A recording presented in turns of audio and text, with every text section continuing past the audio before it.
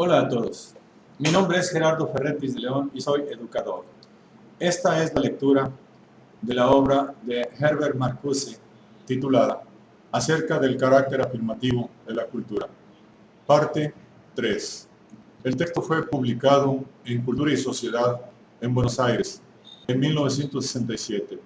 Si desea usted recibir una copia de lo que aquí se lee, la puede solicitar en forma gratuita a gerardo-ferretis@hotmail.com.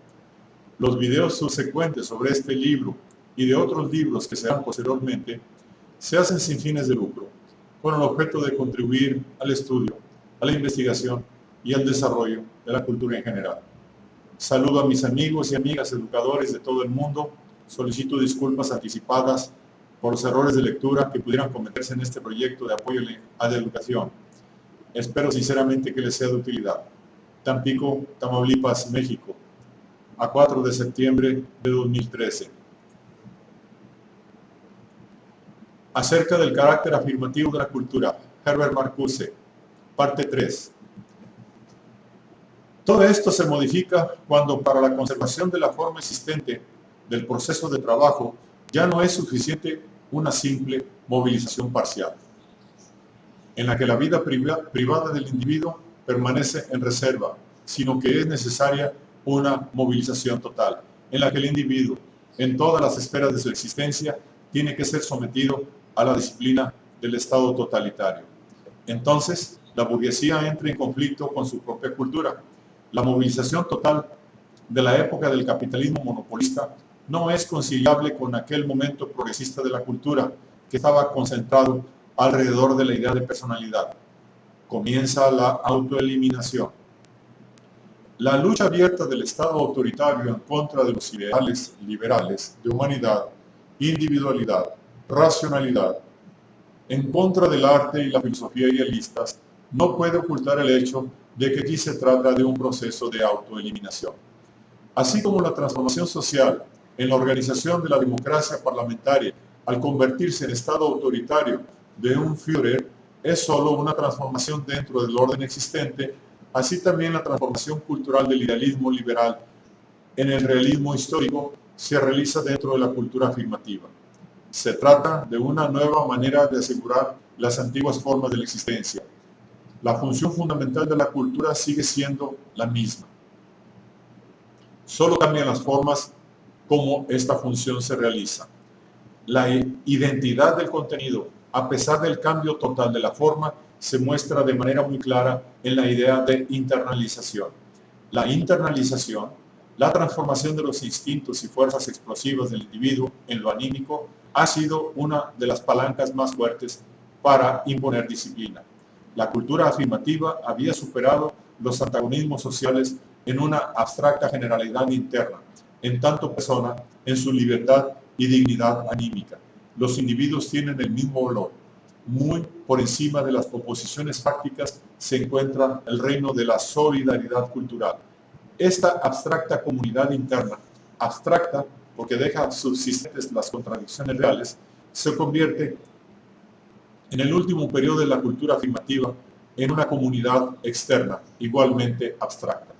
El individuo es situado en una colectividad falsa, raza, pueblo, sangre y tierra, pero este vuelco hacia lo externo tiene la misma función que la internalización, renunciamiento e integración en lo existente, que se vuelve soportable mediante una apariencia real de satisfacción. La cultura afirmativa ha contribuido en gran medida a que el individuo, liberado desde hace más de 4 siglos, marche también en las filas comunitarias del Estado totalitario.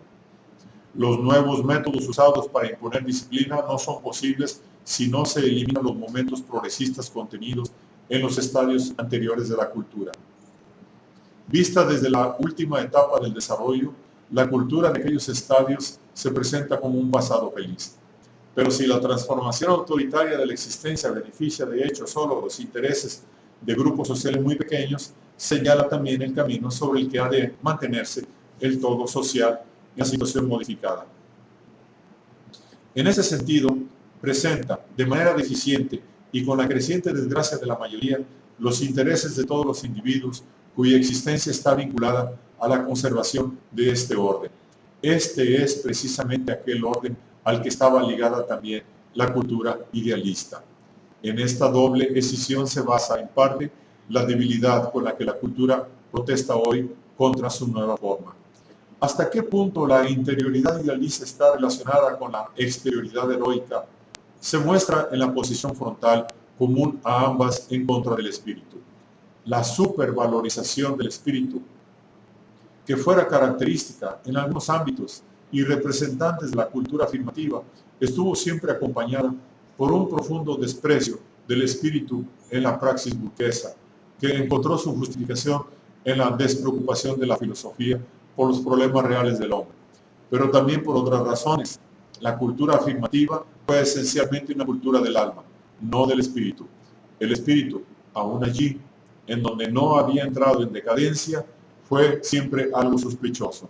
Es más aprensible, más exigente y más real que el alma. Es difícil ocultar su claridad crítica y su racionalidad, su oposición a la facticidad irracional. Hegel no encaja bien en el estado autoritario. Hegel era partidario del espíritu. Los que vinieron después han sido partidarios del alma y del sentimiento. El espíritu no puede sustraerse a la realidad sin anularse a sí mismo. El alma puede y debe hacerlo. Y precisamente por estar situada más allá de la economía, puede esta última dominarla tal fácilmente. Su valor consiste precisamente en no estar sometida a la ley de los valores económicos. El individuo con alma se somete más fácilmente, se inclina con más humildad ante el destino, obedece mejor a la autoridad, conserva para sí todo el reino de su alma y puede rodearse de un nimbo trágico y heroico. Todo lo que se puso en marcha desde Lutero, la educación intensiva para la libertad interna, produce sus mejores frutos cuando la libertad interna se convierte en la falta de libertad externa. Mientras que el espíritu es objeto del odio y del desprecio, el alma sigue siendo valiosa. Hasta se llega a objetar al liberalismo que para él ya no significa nada el alma y el contenido ético. Se celebra como la nota más profundamente espiritual del arte clásico, la grandeza del alma y la fuerte personalidad, la ampliación del alma al infinito, las fiestas y celebraciones del Estado totalitario, su pompa y sus ritos, los discursos de sus jefes, se dirigen siempre al alma, van al corazón y aún cuando se refieran al poder. La imagen de la forma heroica de la cultura afirmativa ha sido esbozada muy claramente en la época de la preparación ideológica del Estado totalitario. Se ataca a la actividad del museo y las formas grotescamente edificantes que aquel había adoptado. Esta actividad cultural es juzgada y rechazada desde el punto de vista de las exigencias de la movilización total. Esta actividad no representa otra cosa que el último oasis de la seguridad burguesa. Proporciona el recurso aparentemente más plausible mediante el cual es posible sustraerse a la decisión política. La propaganda cultural es una especie de opio mediante el cual se cubre el peligro y se despierta la conciencia engañosa de un orden. Pero este es un lujo insoportable en una situación en la que lo que hace falta no es hablar de tradiciones, sino crear tradición. Vivimos en un periodo de la historia en el que todo depende de una inmensa movilización y concentración de las fuerzas disponibles. ¿Movilización y concentración para qué? Lo que Ernst Jünger define como la salvación de la totalidad de nuestra vida, como la creación de un mundo heroico de trabajo, se revela después cada vez con mayor claridad como la transformación de toda la existencia al servicio de los intereses económicos más fuertes. También desde aquí se determinan las exigencias de una nueva cultura, la necesaria intensificación y expansión de la disciplina de trabajo presenta a toda ocupación con los ideales de una ciencia objetiva y de un arte que existe solo por sí mismo como pérdida de tiempo. Esta intensificación hace deseable aligerar el lastre de este ámbito. Toda nuestra llamada cultura no puede impedir que el más pequeño de nuestros estados fronterizos viole nuestro territorio, pero esto es precisamente lo que interesa. El mundo debe saber que el gobierno no dudará un instante en rematar todos los tesoros artísticos de los museos y venderlos al mejor postor cuando la defensa así lo exija. La nueva cultura que reemplazará a la anterior tendrá también que coincidir con esta concepción. Estará representada por caudillos jóvenes y desaprensivos. Cuanto menos cultura, en el sentido habitual de la palabra, posea este grupo social, tanto mejor será. Las insinuaciones cínicas de Junger son algo vagas y se limitan sobre todo al arte. Así como el vencedor es quien escribe la historia, es decir, quien crea su propio mito, así también es el vencedor quien determina lo que es que ha de ser considerado como arte. También el arte tiene que ponerse al servicio de la defensa nacional, de la disciplina militar y técnico-laboral. Junger, la eliminación de los grandes monoblocks para diseminar a las masas en caso de guerra y de revolución, la organización militar del paisaje, etc.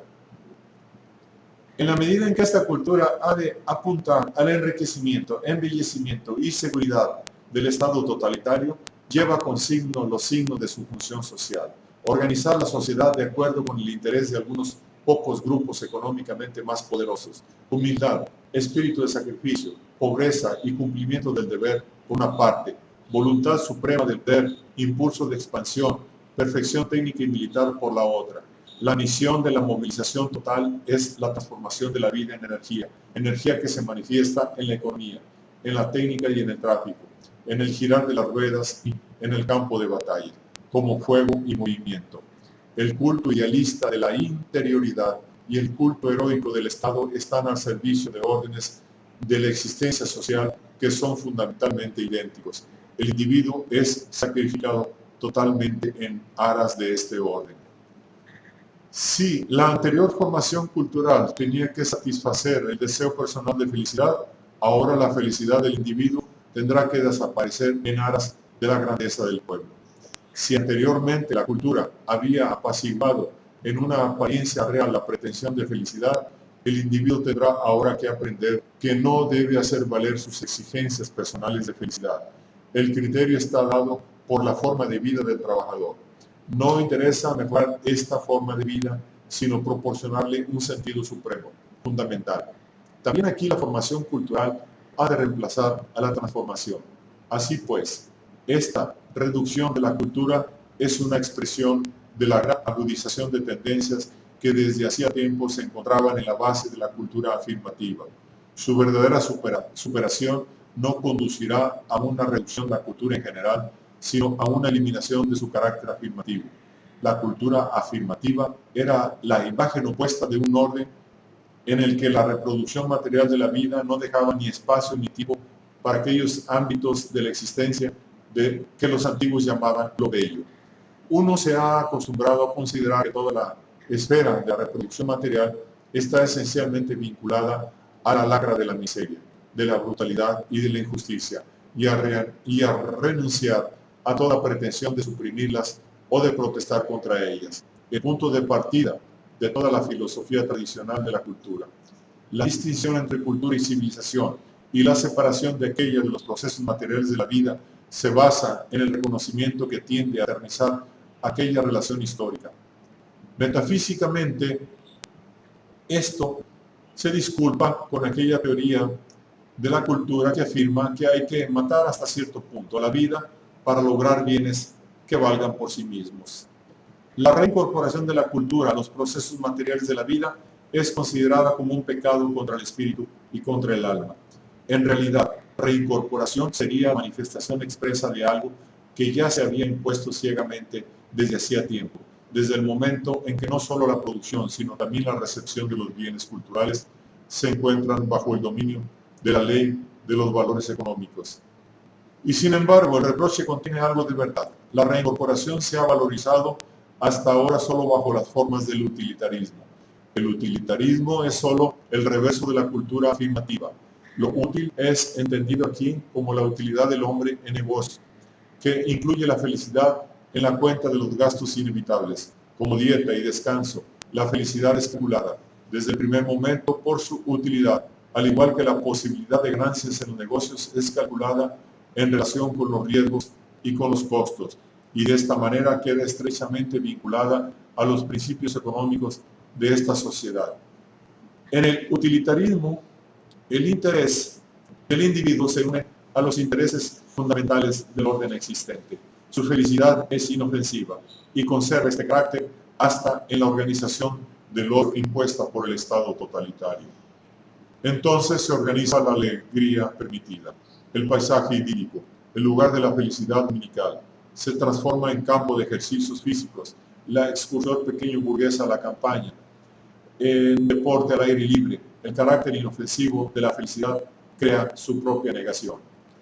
Desde el punto de vista de los intereses del orden existente, la superación real de la cultura afirmativa tiene que parecer utópica. Esta afirmación está más allá de la sociedad a la que la cultura había estado hasta ahora vinculada, en la medida en que la cultura ha sido incorporada al pensamiento occidental como cultura afirmativa. La superación y eliminación del carácter afirmativo provocará la eliminación de la cultura en tanto real. En la medida en que la cultura ha dado forma a los anhelos e instintos del hombre, que no obstante poder ser satisfechos, permanecen de hecho insatisfechos, la cultura perderá su objeto. La afirmación de que la cultura se ha vuelto hoy innecesaria contiene un elemento dinámico. Solo que la falta de objeto de la cultura en el Estado autoritario no resulta de la satisfacción de la conciencia de que el mantener despierto el deseo de satisfacción es algo peligroso en la situación actual. Si la cultura ha de estimular no solo los anhelos, sino también su realización, entonces no podrá tener aquellos contenidos que en tanto tales tienen ya un carácter afirmativo.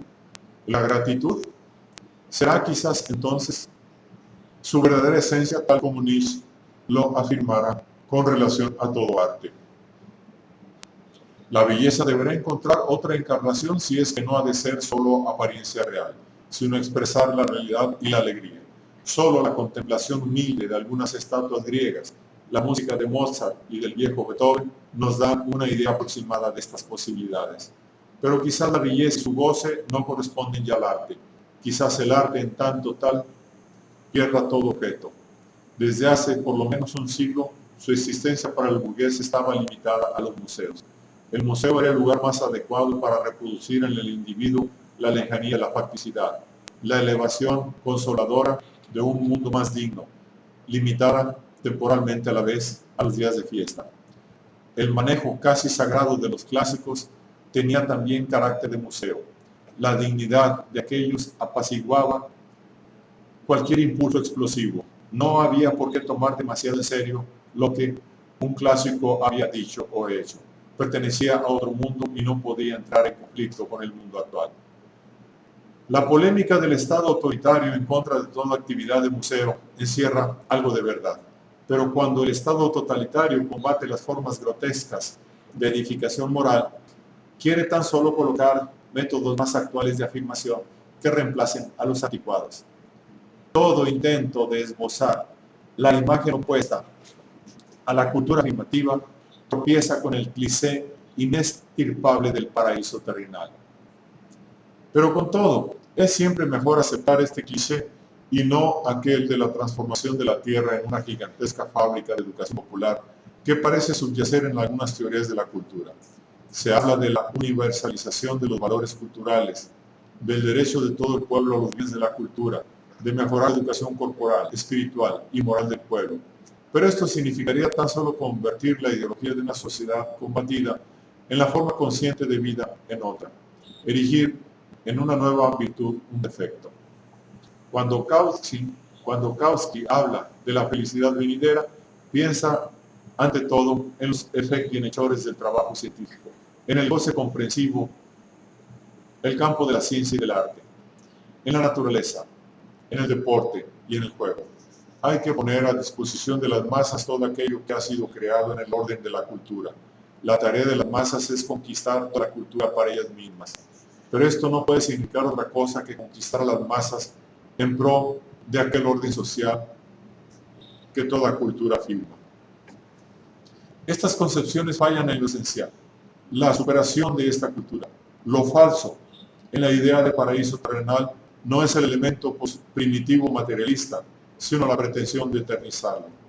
Mientras sea perecedero, habrá suficiente lucha, pena y tristeza como para destrozar la imagen idílica. Mientras hay un reino de la necesidad, habrá suficiente penuria. También una cultura no afirmativa tendrá el lastre de la transitoriedad y de la necesidad. Será un baile sobre un volcán, una risa en la tristeza, un juego con la muerte. En este caso, también la reproducción de la vida será una reproducción de la cultura, organización de anhelos no realizados, purificación de instintos no satisfechos. En la cultura afirmativa, el renunciamiento está vinculado al atrofiamiento externo, a la subordinación disciplinada a un orden miserable. La lucha contra la transitoriedad no libera a la sensibilidad, sino que la desvaloriza. Solo es posible sobre la base de la desvalorización de esta última.